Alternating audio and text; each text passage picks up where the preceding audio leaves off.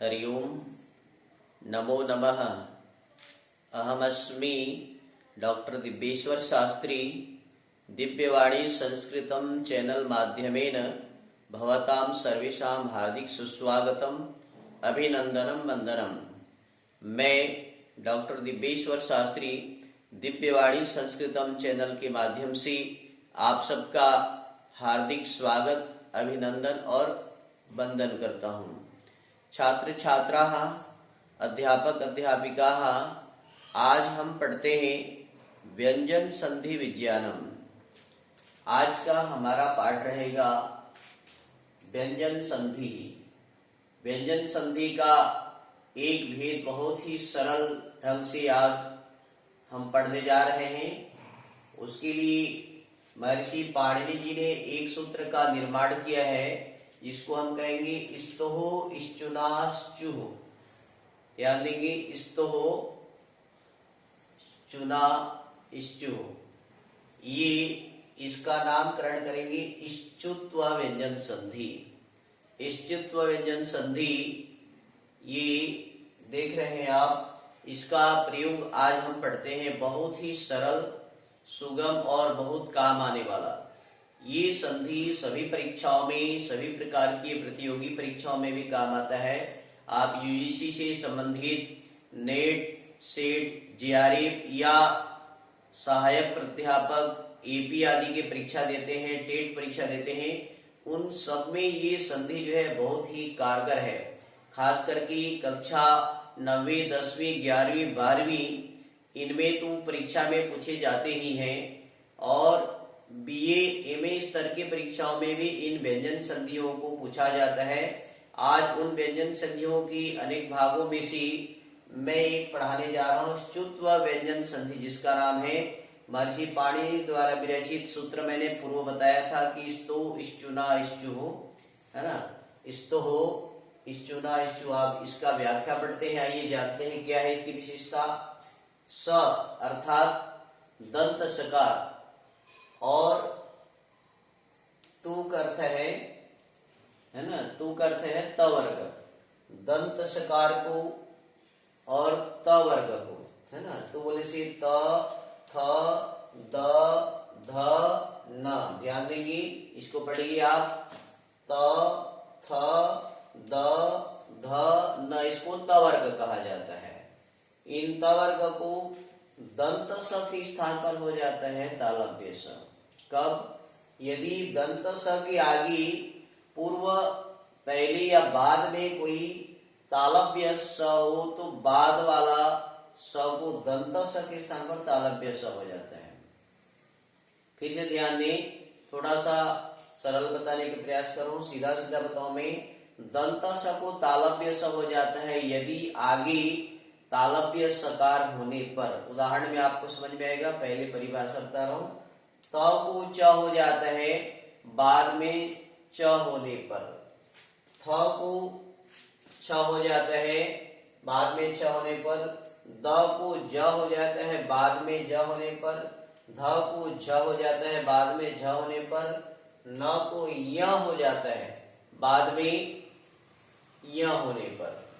इस प्रकार से पहले या बाद में दंत सकार के स्थान पर तालव्य सकार और त वर्ग के स्थान पर च वर्ग आदेश होता है। ये संधि का विशेष नियम है।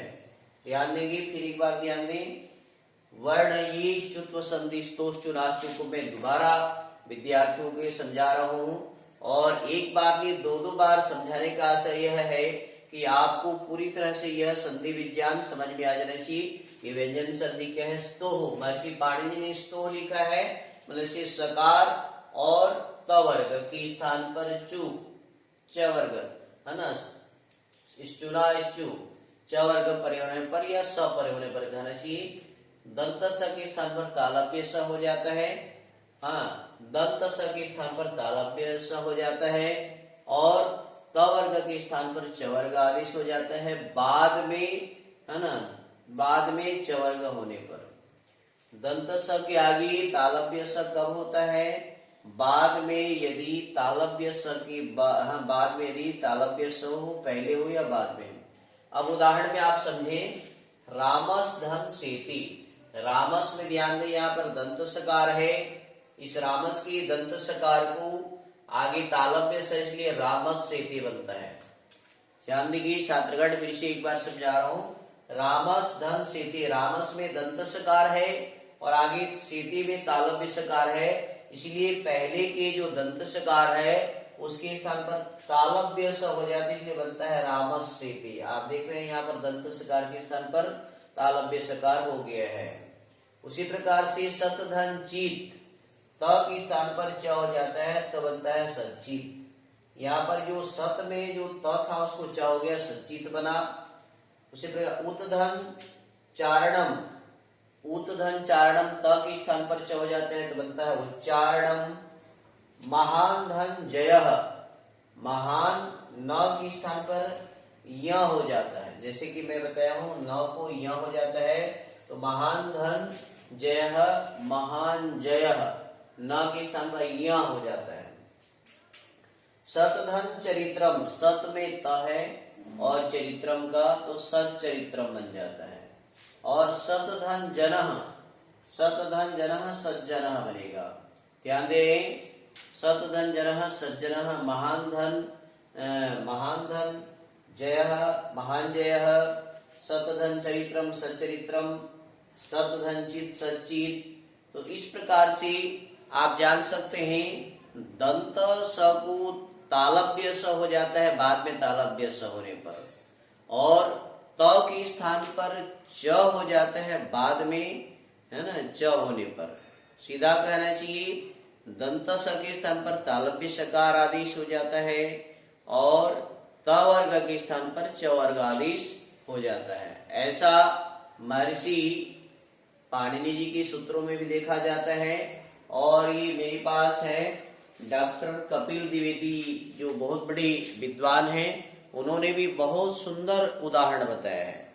इस्तोष चुनाश्चु सूत्र का उदाहरण उन्होंने बताया है, कह धन चित या कस धन चित बराबर कश्चित। कस में ये दंत सकार रहेगा, उसको जो है ना चित चवर्ग का आगे वर्ण, इसलिए तालव्य सकार दंत सकार के स्थान पर तालव्य सकार हो जाता है।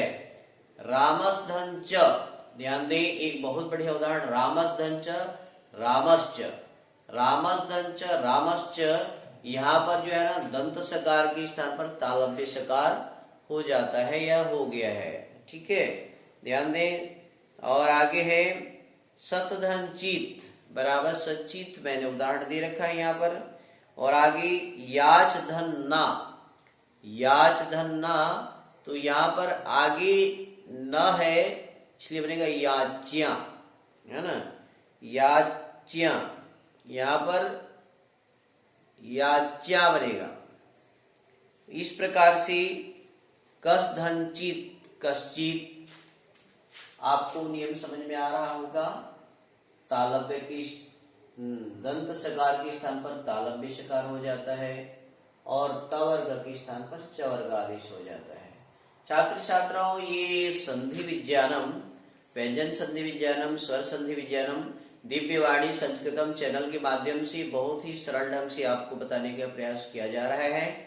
और मैं आशा करता हूँ आप दिव्यवाणी संस्कृतम चैनल को सब्सक्राइब करेंगे, लाइक करेंगे और संधि समास आदि जो विभिन्न विषय है व्याकरण के, लिंग वचन पुरुष विभक्ति कारक, जो भी आपको कठिनाई महसूस होती है या जहां पर भी आपको समझ नहीं आता है कृत प्रत्यय क्या है, तद्धित प्रत्यय क्या है और उसके उदाहरण क्या बनते हैं, उसके लिए आपकी सेवा में लेके आया है दिव्यवाणी संस्कृतम चैनल, जो कि बहुत ही महत्वपूर्ण विषयों को लिए है, संस्कृत व्याकरण को, और आपको विभिन्न प्रकार के विषय लेकर के आएंगे। ये आपने आज पढ़ा इष्टुत्व व्यंजन संधि और महर्षि पाणिनि जी का सूत्र है स्तोः चुनाश्चु, स्तोः चुनाश्चु, इसको याद रखेंगे। और आज का बहुत बढ़िया इसमें आप देख रहे हैं सुक्ति वाक्य है रसो वैसः, परमात्मा जो है ना रसवान है, रसयुक्त है। हमें इस पाठ के साथ साथ इस चैनल के माध्यम से आपको नए नए सुक्तियों का भी ज्ञान कराते जा रहे हैं, नए नए विषयों का भी ज्ञान कराते जा रहे हैं। अभी हम संधि विज्ञानम को पढ़ रहे हैं। संधि विषय पूर्व में मैंने आपको स्वर संधियों का पाठ कराया है।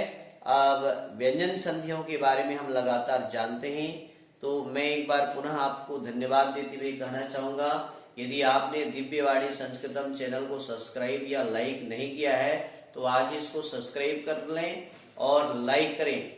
और छात्र छात्राओं को, अध्यापक अध्यापिकाओं से मेरा निवेदन है, आप अपने साथियों को, अपने मित्रों को, जो भी संस्कृत में रुचि रखते हैं, संस्कृत भाषा को नहीं जानते हैं, संधि समास जिनके लिए कठिन महसूस होता है, उनके लिए ये चैनल वरदान है और बहुत ही सुंदर ढंग से इसकी प्रस्तुति है।